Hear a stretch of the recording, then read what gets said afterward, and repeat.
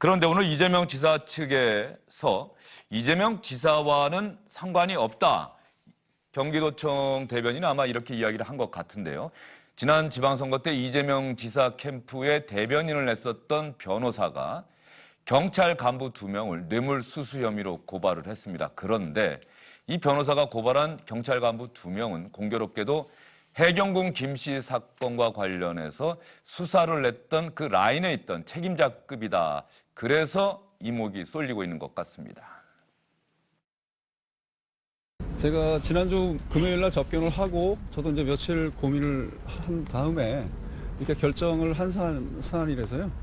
제가 제 휴대폰에 있는 기자님들에게 이제 연락을 하고 하니까 이제 대변인께서 이제 전화를 하셨습니다. 그래서 대변인께도 이제 뭐 자세한 내용을 얘기하지는 못했고요. 저는 다만 이제 유상봉 씨의 고발 대리인으로서 이게 이제 신빙성이 어느 정도 있느냐 이 정도 판단해서 오늘 고발을 하게 된 겁니다. 이렇게 하는 게 오히려 이 지사님한테는 정치적 부담이 좀 될 수 있다. 뭐 그럴 수도 뭐 거기까지는 잘 모르겠고 어쨌든 고발인의 의사가 중요하니까 저는 이제 위임을 받아서 이제 대리를 하는 것이기 때문에 예. 백종도 변호사 이야기 듣다 보니까 말이죠. 이 경찰 간부 2명을 뇌물수수 혐의로 고발해달라고 한 사람이 유상봉 씨다. 귀에 익은 이름이에요? 얼핏 들으니까 좀 어디서 들은 이름 같죠? 이 사람이 2010년 10월에 있었던 이른바 한바비리 사건의 제보자였고 그 사건과 관련해서 지금 현재 지금 수감 중인 상태예요.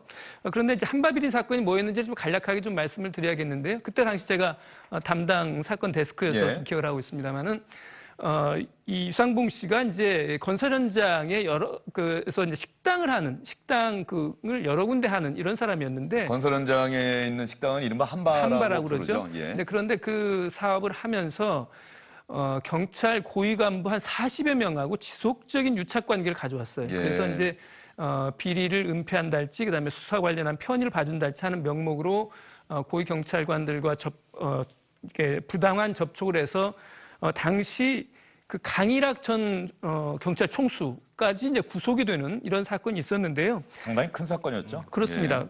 그런데 지금 유상봉 씨가 백종덕 변호사에게 지난주에 편지를 보내서 당시 자기가 접촉했던 그래서 돈을 줬던 경찰관이 2명 있는데 그중에 한 사람이 허경열 현 경기남부 경찰청장이고 또 한 사람이 유현철 분당경찰서장이다. 이 2사람한테 1억대에 이르는 돈을 2005년부터 2010년에 걸쳐서 줬다라고 이제 뒤늦게 고발을 하겠다고 뜻을 밝힌 거죠.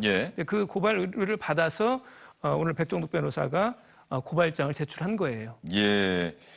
사실 보면 말이죠. 전혀 다른 사건인데 이재명 지사를 도왔던 변호사, 지금도 아마 법률 대리인을 하고 있는 것 같은데 경찰, 그것도 해경궁 임시 사건의 수사 라인의 책임자급인 경찰 간부를 뇌물 혐의로 고발을 했다. 이거 이재명 지사 측의 반격으로 봐도 됩니까? 네, 전 뭐 명분 있는 반격을 준비한 것이다. 이렇게 우회적 반격. 예. 뭐 내용은 뭐 본질상 같을 수밖에 없지 않을까 싶은데요. 지금 이제 한바비리 사건을 얘기하셨지만 굉장히 모양이 이상하잖아요. 아무리 그렇다 하더라도 하필이면 지금 이재명 지사 쪽 인사한테 편지를 보내서 내 걸 대신 고발해달라. 또 고발의 상대 피고발인은 지금 분당경찰서장하고 경기남부지방경찰청장이다. 그리고 또 김혜경 씨를 수사하고 있는 그 담당 최고 직위에 있는 경찰 인사다. 뭔가 좀 딱딱 들어맞는 것 같기도 하고 그런 느낌을 받을 수밖에 없는데요.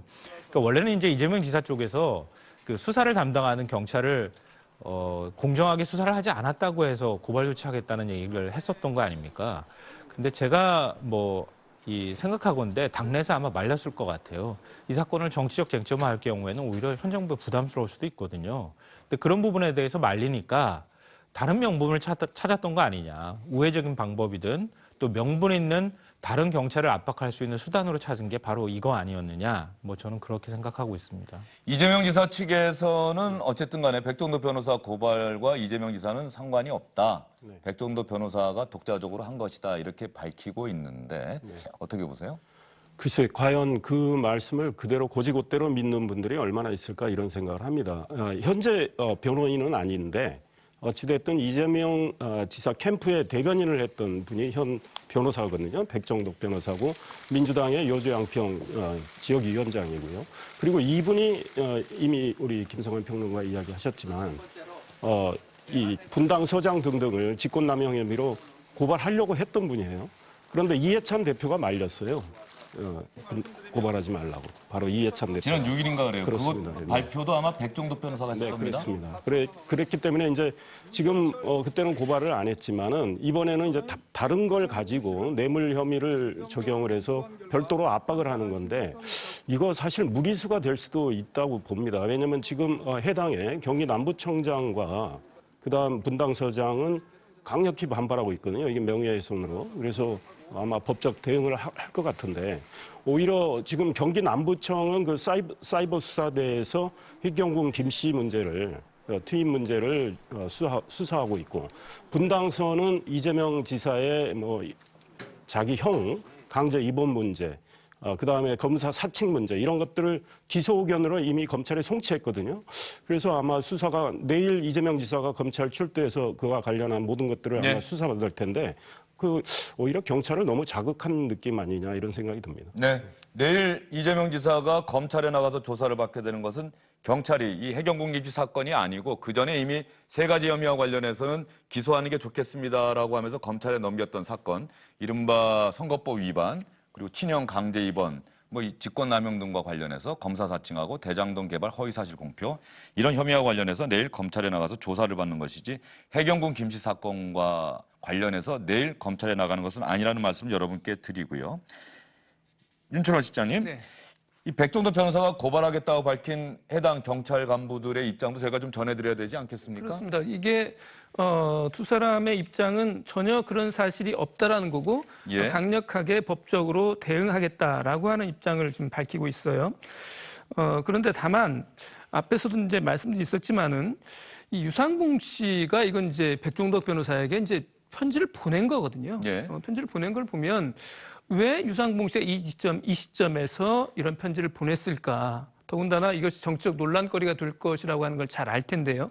이런 점에서 보면 어찌 보면 이재명 지사 입장에서 보면 나도 가지고 있는 카드가 있다라고 하는 그런 어떤 시그널이 아닌가 하는 생각도 들기도 하는데 어쨌든 이 수사 관련해서도 당시 고발됐던 2010년 한바 미리 사건 때 보면 예. 그때 거명됐던 사람들 대다수가 유죄 판결이 나왔습니다. 유죄 판결이 나왔기 때문에 이 수사 결과도 좀 지켜볼 필요는 있을 것 같아요. 예, 거론된 경찰 간부가 허경렬 경기남부 경찰청장, 유현철 경기 분당서장 두 사람은 명예훼손 혐의로 백종덕 변호사에 대해서 강력하게 법적 대응하겠다. 유상봉 씨에 대해서도 대응하겠다. 이런 이야기를 했습니다. 백종덕 변호사가 이재명 지사 측 변호인이다 이렇게 이야기를 했는데 이상일 위원께서 말씀하신 것처럼 지난 6일에 이재명 지사를 기소하는 게 좋겠습니다라고 경찰이 사건을 검찰로 넘기자 이 사건을 수사했던 경찰관들을 직권남용 등의 혐의로 고발하겠다라고 밝혔다가 민주당 측의 요청으로 취소했던 적이 있습니다. 그때도 이 내용을 발표했던 사람이 바로 백종덕 변호사입니다. 저는 더불어민주당 여주 양평 지역위원장으로서 당의 공식 요청을 대승적 차원에서 수용합니다. 이는 이재명 경기도지사님의 뜻이기도 합니다. 네, 고소 고발 뭐 일부 언론에서는 정치의 사법화, 사법의 정치화 이런 관점에서 접근하기도 하는데 어쨌든 간에 우리나라 정치권에서 일어나는 일 중에 상당수가 검찰, 법원 이런 사법기관으로 넘어가고 있다는 현실에 대해서 많은 분들이 조금 답답해 하실 것도 같습니다. 이재명 지사 이야기가 나왔으니까 이상일 의원은 이재명 지사를 어떤 정치인으로 기억하십니까? 그러니까 좋은 점, 나쁜 점이 있는데 좋은 점은 여러 가지 어려운 환경에서 굉장히 본인의 이 강한 도전 정신으로 난관을 헤쳐왔다는 그래서 지금 뭐 차기 대권 주자 반열까지 오른 그런 무게감 있는 정치인으로 성장한 점, 그건 평가를 할 수밖에 없는데 그 과정에서 이분이 굉장히 포퓰리즘적인 이야기도 많이 했고 지난 예컨대 토지 보유세 신설하자, 사드 반대한다. 이래서 한 진영의 어떤 논리를 상당히 자극해서 그 진영의 지지를 받아서 성장한 것 같은데 어떤 합리성이나 또 한편 또 품격이랄까 뭐 형수에 대한 욕설이랄까 이런 걸 보면은 그런 어떤 합리성, 품격 이런 것들이 부족하고요. 최근에 1년에 지금 계속 이재명 지사와 관련돼서 여러 가지 문제가 불거지면서 이제 경찰이 수사하고 또 검찰이 이제 송치받은 사건을 다시 조사하는 이런 상황과 관련해서 저분의 이 공인으로서의 어떤 정직성, 도덕성 이런 거에 대해서는 저는 의심을 하고 있습니다. 예, 그러면 변호사 이재명이 정치인으로 변신하는 과정, 시계바늘을 한 10여 년 전으로 돌려보겠습니다. 2007년쯤이 될 것 같은데 그 당시 이재명 지사는 어떤 모습으로 어떤 이야기를 했는지 시청자 여러분과 함께 저도 보도록 하겠습니다. 저희들은 그 정동영과 통하는 사람은 수평적 네트워크, 동지적 모임을 하는 사람들입니다. 현재 회원들은 11,700 몇십 명 정도 됩니다.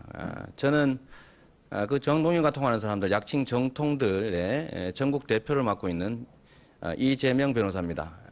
지역은 성남이고요. 부산으로 오는 길에 그 길을 들렀던 겁니다. 들러서 서로 격려하고 내일 열심히 하자. 그런 얘기하고 헤어진 게 다인데. 김성환 평론가. 결과적으로 이재명 지사가 정치권에 입문하면서 인연을 맺었던 사람은 정동영 의원이에요. 저 당시에 대통합 민주신당의 대선 후보로 확정이 되긴 했는데 정동영 의원, 이른바 친노, 친문 이 진영과는 갈등을 했던 정치인이다. 그런 정동영 의원과 인연을 맺고 정치권에 입문했다는 것도 이재명 지사의 지금 현재 상황을 보여주는 것 아닌가 싶기도 합니다. 굉장히 상징적인 장면들을 꼽으셨는데요. 당시에 정동영 후보 사퇴를 유시민 전 장관이나 이른바 이제 친노 일부에서 사퇴하라고 요구를 했었거든요. 그러니까 자연스럽게 이재명 지사하고 각을 세울 수밖에 없는 입장이었고요. 또 손학규 전 대표, 지금 현 대표죠. 당시 이제 후보한테 또 그 친노 일부 인사들이 또 가 있었거든요. 그 인사들하고도 또 마찰을 빚었어요.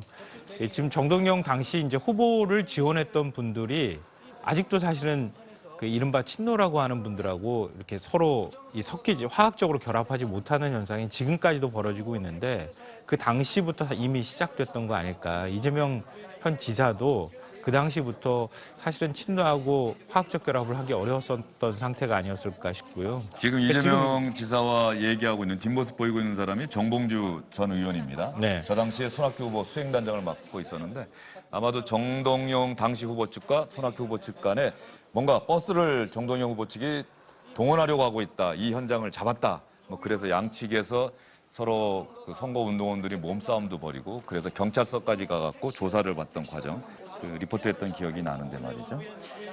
임춘호 실장은 이재명 지사를 개인적으로 좀 만나보거나 이야기를 나눠보거나 이랬던 적이 있습니까? 저는 그럴 기회가 없었습니다. 예. 저는 정동영 대표, 정동영 정동영 의원이죠. 정동영 의원 측에 있는 사람들하고는 비교적 얼굴을 알고 지내는 편인데 이재명 지사는 사실은 본 기억이 없어요. 아마 제가 이제 정당 취재를 끝낸 이후에 이제 합류를 해서 2006년, 7년 이 무렵에서는 이른바 DY 진영에서는 굉장히 핵심적인 역할을 했던 걸로 듣고 있고요. 그리고 이제 그 뒤에도 보면 정동영 대표와는 일정하던 인간적인 관계를 계속 유지했던 걸로 이렇게 듣고는 있습니다. 듣고는 있는데 지금 사실은 말씀하신 것처럼 정동영 대표를 지지했던 사람들, 따르고 있던 사람들과 이른바 친노죠. 당시 이제 친노 인사들과는 굉장히 감정적으로 많이 이 상해서 서로를 굉장히 견원시하던 그런 관계였거든요. 잘 아시는 것처럼 특히 노무현 전 대통령이 임기 말기에 이제 그 차기 후보 선출 과정에서 정동영 당시 대표하고 굉장히 이제 갈등이 있지 않았어요. 그 갈등 때문에 아마도 이재명 지사도 이른바 친노 핵심 인사들과 계속 불편한 그런 관계이지 않나 싶습니다. 예, 저 시작점을 여러분께 보여드리는 건 지금 문재인 대통령을 지지하는 분들 중에 상당수가 이재명 지사에 대해서 비판적인 입장을 보이고 있는 현 상황을 보여주는 상징적인 장면이 아닐까 싶어서 보여드렸고요. 이재명 경기지사 성남시장 시절에 주영진의 뉴스브리핑 또 지난 대선 직전에도 주영진의 뉴스브리핑에 출연했던 적이 있습니다. 이재명 지사가 과연 어떤 정치인인지를 시청자 여러분께서 좀 더 이해하기 쉽도록 주영진의 뉴스브리핑에 나와서 했던 이야기들을 여러분과 함께 공유하도록 하겠습니다. 가장 첫 번째 장면입니다. 그냥 성남시장이죠. 변방의 장수라고도 불리기도 하고 변방사또.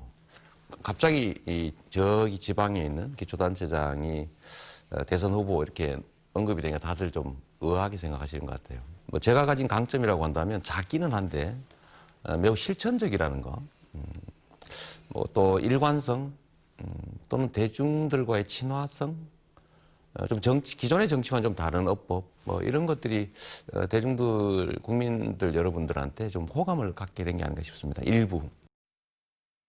변방의 장수, 변방의 사또라고 하는데 한 장면만 더 여러분께 보여드리겠습니다. 대선 직전이었던 것 같은데 당시 대선 공약도 설명하고 이런 차원에서 주영진의 뉴스 브리핑에 나왔었는데 운동화를 신고 나와서 양복을 입고 말이죠. 그래서 그 운동화에 대해서 질문했던 기억이 있습니다. 시장님 잠시만 옆으로 네. 옮겨주시겠습니까? 양복에 운동화 얼핏 어울리지 않는 패션인데 이렇게 하시게 된 이유가 있습니까? 아무래도 구두보다는 이제 운동화가 좀 편하고 실제로 다닐 일도 많고 한데 우리 국민 여러분께 이렇게 열심히 운동화를 신고 뛰겠다라는 점을 보여주는 측면도 있습니다. 김성환 평론가는 저 장면 1년 전 장면입니다. 어떻게 보셨어요? 보통 대선 후보들이 그 선거운동을 한창 할 때 발이 이제 불편하고 그러기 때문에 운동화를 신거나 이제 편한 구두를 신는 경우가 있는데요. 저걸 일부러 신고 나왔는지는 제가 잘 모르겠습니다만 이재명 지사의 어떤 그 살아왔던 과정들도 일부 또 담고 있는 측면도 있다고 생각합니다. 뭐 말씀 잠깐 하셨던 것처럼 이재명 지사는 거의 무수저라고 할 정도로 어려운 집안에서 태어났고 흑수저도 아닌 무수저다. 네, 본인 스스로도 그렇게 얘기했고요. 이재명 지사가 그 10대 소년공이었을 때부터 변호사 사법시험에 합격할 때까지 기록한 일기가 있는데 그걸 또 책으로 묶어내게 됐어요. 그러니까 그 안에 내용을 보면은 이 지사가 소년공 시절에 얼마나 어려움을 겪었는지 또 뭐 일부 이제 몸을 다치기도 하지 않았습니까? 야구 글러브를 만드는 공장에서 팔을 다쳐가지고 사실은 지금도 팔이 불편한 이런 상태가 되기도 했었고, 근데 그런 이제 인생 역정을 극복하고 결국은 이제 사법시험까지 합격하고 시장의 자리까지 두 번 또 낙선하고 또 지금 세 번째 도전한 끝에 성남시장이 됐거든요. 근데 그런 이제 인생 스토리가 한 부분이 있는 것 같고요. 또 이재명 지사가 이른바 이제 스타시장으로 떠오르는 데 있어서는 이재명 지사의 어떤 실력으로 보여줬던 측면도 저는 있다고 생각합니다. 뭐 다 아시다시피 3대 무상복지 시리즈 문제라든가 또 전국에서 최초로 지역 화폐를 발행한 문제라든가 청년 배당을 했다거나 이런 것들이 그 사실 보수의 어떤 강세가 있다고 하는 분당 지역에서조차 이재명 지사의 지지가 더 높게 나올 정도로, 그러니까 그런 것들이 맞아떨어지고 또 지난 대선 때 이른바 이제 사이다 발언까지 나오면서 그러면서 이재명 지사를 지금까지 이렇게 키워온 하나의 과정이 아니었던가 싶은데요. 그래서 이제 그 별명도 붙지 않았습니까? 좌파 트럼프다. 예. 그러니까 그런 추진력이 아마 이재명 지사를 지금까지 만들어 왔는데 아마 지금 처하고 있는 모습이 정치 인생에서 최대의 난관이 아닌가 싶은 생각이 듭니다. 이재명 지사가 아마도 촛불 집회가 시작되고 나서 가장 먼저 박근혜 대통령 하야 탄핵을 이야기해서 촛불 집회에 참석했던 많은 분들에게 정말로 시원하게 말 잘하는 정치인이다. 우리의 생각을 그대로 읽고 있다. 이런 좋은 평가를 받았던 기억이 납니다. 기존의 정치와는 다른 합법, 다른 어법, 이 부분을 본인도 강조를 했었는데 이재명 지사의 장단점에 대해서 제가 질문을 했던 기억이 있습니다. 이 부분에 대해서도 이재명 지사는 거침없이 자신의 생각을 얘기했습니다. 이재명 시장은 좀 안정감이 없지 않느냐, 불안하지 않느냐 이런 또 지적도 받고 있는 게 사실인 것 같습니다. 그렇습니다. 이제 뭐든지 양면이 있죠. 좋은 점이 100% 좋기만 한 것도 아니고 나쁜 게 반드시 100% 나쁘기만 한 게 아닌데 장점에 가려 있는 단점들이 있죠. 제가 좀 이렇게 피하지 않고 모든 질문을 피하지 않고 답하는 경향이 있고 또 국민들이 쓰는 보통의 언어, 정치적 언어 말고 좀 직설적 언어 이런 것들 많이 쓰는데 그러다 보니까 가끔씩 본의 아니게 실수하는 경우가 있죠. 가끔씩 그 점 때문에 좀 실언도 좀 하고 또 오버하기도 하고 하는 점들 제가 좀 고쳐가도록 하겠습니다. 윤춘호 시장 보시기에 이재명 지사의 저 약속은 지켜진 것 같습니까? 좀 고쳐보도록 하겠다고 했는데 직설적인 화법. 조금은 나아진 거 아닐까요? 제 기억에는 지금 문제가 되어 있는 이른바 말실수라고 하는 것, 말실수랄지 이런 것들도 아까 이제 이상일 의원님께서 이 품격이라는 말씀을 하셨는데 그런 것도 어떻게 보면 저 발언, 그러니까 좀 스튜디오 출연 이전에 했던 그런 말들이 계속적으로 어떻게 보면 돌고 돌아서 지금까지도 와서 자기를 괴롭힌다고 생각할 수 있을 것 같고 특히 대선 후보 그다음에 경기도지사 출마 과정, 당선 이 과정에서 보면 나름의 이제 어느 정도의 품격이라고 그럴까요, 안정감이라고 그럴까 이런 것을 갖기 위해서 상당히 노력하는 모습이 보였고요. 그런 점에서 보면 또 정치적으로 분명히 이제 성장해서 누가 뭐라 해도 부정할 수 없는 여당의 유력한 대선 후보라고 하는 그런 자리까지 올랐기 때문에 저는 그런 부분에서는 이재명 지사가 나름대로 노력해왔고 일정한 성과가 있었다고 생각합니다. 그런데 제가 기억나는 장면은 지방선거 승리가 확정되고 나서 언론사와 인터뷰하다가 계속해서 이른바 여배우 스캔들 관련해서 질문이 집중되다 보니까는 그만하겠다라고 하고 이어폰 빼고 돌아섰던 장면. 그리고 이번에도 그 월요일이죠. 기자회견 하기 전에 집에서 재활용 쓰레기 들고 나와서 그 당시에도 기자들이 여러 질문을 했는데 어떤 기자가 질문했더니 잠시 마이크 내리고 질문이 뭐 악의적이네라고 해서 뭐 그 내용들이 또 언론에 보도가 됐어요. 그런 부분들 보면은 좀 고치려고 노력은 했습니다만 또 순간순간 자신도 모르는 사이에 그런 어떤 직설적인 화법, 정제되지 않은 화법이 또 그대로 나오는 것 같기도 하고 말이죠. DNA를 의식적으로 고치기는 좀 어려운 측면이 있고 지금 이재명 지사가 현재 이렇게 어려움에 봉착해 있는 문제는 태생의 문제 아까 이야기하셨지만 태생의 문제도 있지만 친노하고 다른 길로 시작을 했단 말이죠. 그런데 지난 대통령 후보 경선 과정에서 그 문재인 후보에 대한 공격이 굉장히 거칠었습니다. 그러니까 그때도 그 합법이 거칠었기 때문에 문재인 현 대통령 지지자들이 굉장히 화가 났던 거고 한두 달 전에 자기가 그때 그렇게 거칠게 했던 거를 후회한다는 이야기까지 하셨거든요. 그러니까 이재명 지사의 저는 화법이 대중한테 상당히 소탈함 또 직설적 이래서 통하는 측면이 있는가 하면 반대로 역효과를 또 불러오는 측면이 있다. 그리고 지금 인터뷰에서는 자기가 뭐 상당히 질문도 피하지 않고 직설적으로 답을 한다고 그랬지만 최근에는 지금 부인의 그 트위트 문제와 관련해서는 기자들이 계속 질문을 해도 지금 답을 안 하고 있죠. 네. 예, 이재명 지사가 그 자신을 둘러싼 스캔들 또 친형 강제 입원 의혹 이런 부분에 대해서 1년 전이기 때문에 뭐 지금처럼 사실은 김무선 씨 이름이 본격적으로 등장한 건 이번 지방선거 때 아닙니까? 그전에는 막연한 이른바 여배우와의 스캔들 이 정도 의혹이었는데 그 당시 이런 의혹에 대해서 제가 질문을 던졌었는데 그 부분에 대해서 이재명 지사가 1년 한 9개월 정도 되는 것 같습니다. 지난해 2월인가요? 그때는 어떤 답변했는지 시청자 여러분과 함께 보도록 하겠습니다. 이왕 어렵게 또 나오셨으니까 좀 껄끄러운 질문을 좀 드릴게요. 이런 또 루머도 사실은 돌고 있습니다. 예. 그 여성 연예인 얘기는 최근에 갑자기 다시 또 나오는데 그 본인이 아니라고 공개적으로 2번씩이나 밝혔고 저한테 사과까지 했어요. 더 얘기 안 해도 될 것 같고. 가족 간 문제는 저는 이제 양면이 있습니다. 그 권력자의 주변 인척들은 그 자체가 권력인데 이분 우리 형님은 이권을 요구했고 직접 공무원들한테 인사청탁, 인사 지시를 뭐 직접 할 정도였으니까요. 심지어 뭐 말하기 정말 어렵습니다만 어머니의 뭐 있을 수 없는 폐륜적 폭언, 그 심지어 이제 두들겨 패가지고 어머니가 입원까지 했죠. 예. 그 입원 맞아서 어머니 입원한 날 저희 형제들이 모여서 다툰 내용들을 녹음을 해가지고 그러니까 욕하는 사람으로 저를 만들었는데 저는 뭐 잘못했죠. 뭐 인격이 부족하다 보니까. 형님한테 안 했으면 좋겠지만 사실 찾기 어려웠습니다. 지금은 뭐 후회스럽기도 하고 너무 지나쳤다는 점에 대해서 반성도 하지만 또 한면 위로로 삼는다면 그걸 막았기에 망정이지 안 막았더라면 저도 친인척 비리를 저지른 뭐 그런 구태 정치인 됐을 것 같아서 뭐 다행스럽게 생각하는 면도 있습니다. 뭐 자위하고 있습니다. 예. 친형 강제 입원 저 부분이 윤철원 실장 결과적으로 이재명 지사 입장에서는 오히려 그것이 가족 간의 어떤 부정부패로 이어지지 않을 수 있는 계기가 됐다라고 평가를 하는데 결과적으로 경찰이 이번에 기소 의견으로 검찰에 송치를 했단 말이죠. 그렇죠. 저 사건이 과연 검찰에서 어떤 결론이 나냐에 따라서 이재명 지사의 정치적 운명도 또 달라질 수 있고요. 그렇습니다. 지금 논란이 되고 있는 뭐 해경군 김 씨 문제는 이제 부인에 관한 거니까 이 부분 관련해서는 자신의 어떻게 보면 도지사 타이틀과는 이제 직접 관련은 없다고 봐야 될 것 같은데 문제는 이제 친형의 이제 친형을 강제 입원시켰다고 하는 저 의혹이 만약에 기소가 돼서 유죄 판결이 나온다 그러면 도지사 직위를 유지하기가 굉장히 어려워지는 상황이 될 수 있거든요. 그렇게 보면은 저 문제가 내내 선거 때마다 이재명 지사의 발목을 잡아왔는데 이번에도 발목을 잡아서 과연 넘어지게 할 수 있을지 내일 이제 검찰 출석이죠. 예. 내일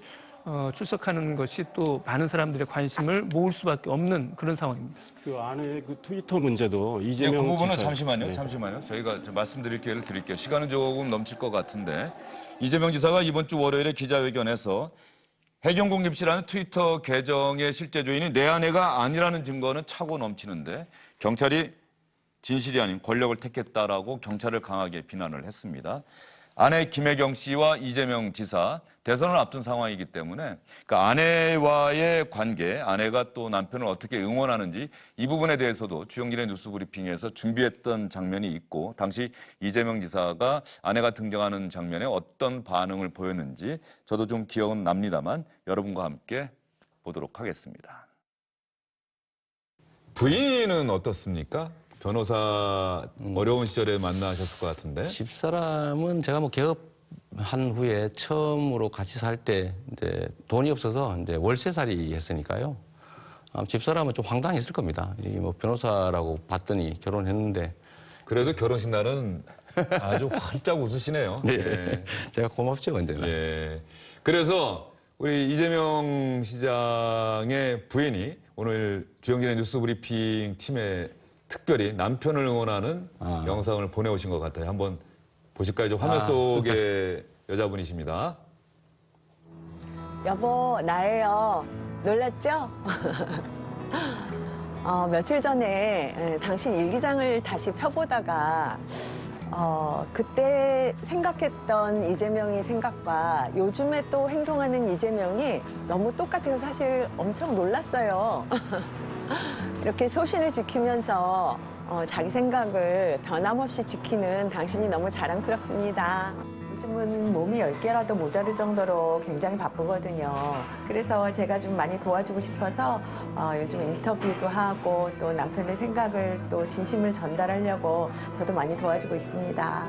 이재명 시장이 사실 밖에서 보기에는 굉장히 과격하고 목소리도 크고 너무 강한 사람으로 인식돼 있는데 집에서는 굉장히 유머도 많고 부드럽고 재미있는 사람이라 그럴까요? 프로포즈 할 때 나한테 세상에서 제일 행복하게 해준다 그랬죠?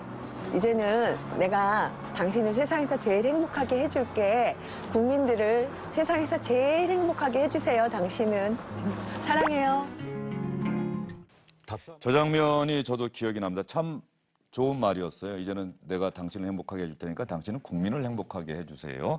근데 김혜경 씨가 이른바 해경공 김씨 사건과 관련해서 이제 검찰의 조사를 또 받아야 되는 상황이네요. 네, 그렇습니다. 이미 경찰 조사 2번 받았고 지금 이재명 지사 지금 이 지사직하고 관련이 있습니다. 왜냐하면 부인의 투입 문제지만 이재명 지사가 이건 내 부인 게 아니라고 선거 과정이 계속 그랬기 때문에 예. 이미 이건 허위사실 공표로 공직선거법 위반 혐의로 지금 고발이 돼 있는 바른미래당 상황이기 하태경 때문에 최고위원이 그렇습니다. 고발했죠? 그래서 만약에 이 트윗 계정이 부인 거로 확인이 된다면 이거는 이재명 지사직하고 관련이 있을 수밖에 없겠다 이런 생각이 들고요. 지금 수사 과정에서 많은 것들이 나오는데 일단은 KH K 네, 이상현 6310 간략하게 좀 얘기해 주시죠. 이런 예. 것들이 지금 다음 이메일 계정하고도 겹치고 마지막으로 그 계정 빠져나온 게 이재명 지사 자택이고요. 그래서 여러 가지 그 트윗의 계정주가 이재명 지사 부인이 아닌가 이런 정황 증거들이 많이 나오고 있는 상황입니다. 그래서 이재명 지사가 이제 진실 고백을 좀 해야 되지 않을까 이런 생각입니다. 예, 이상희 의원이 그렇게 말씀하셨고요. 어쨌든 간에 그런 부분에 대해서 이재명 지사 측은 부인하고 있기 때문에 검찰 조사를 통해서 적어도 법률적인 사실관계는 드러나지 않을까. 물론 최종적으로는 법원 재판까지 받아야 되겠죠. 차기 여권의 대선 주자로 유력하게 꼽히고 있는 이재명 지사와 관련된 이야기여서 이재명 지사가 주영진의 뉴스브리핑에 두어 차례 출연했던 영상들까지 여러분께 보여드렸습니다. 판단의 몫은 시청자 여러분의 몫일 것 같고요. 검찰 수사, 재판까지 상당히 길고 긴 시간 지루한 법정 공방은 계속될 것 같다는 생각이 듭니다. 이재명 지사 측도 언제든지 주영진의 뉴스브리핑 팀에 연락을 해오시면은 반론을 할 기회를 드리겠다는 말씀 다시 한번 드리겠습니다. 세 분간에 여기서 인사드리겠습니다.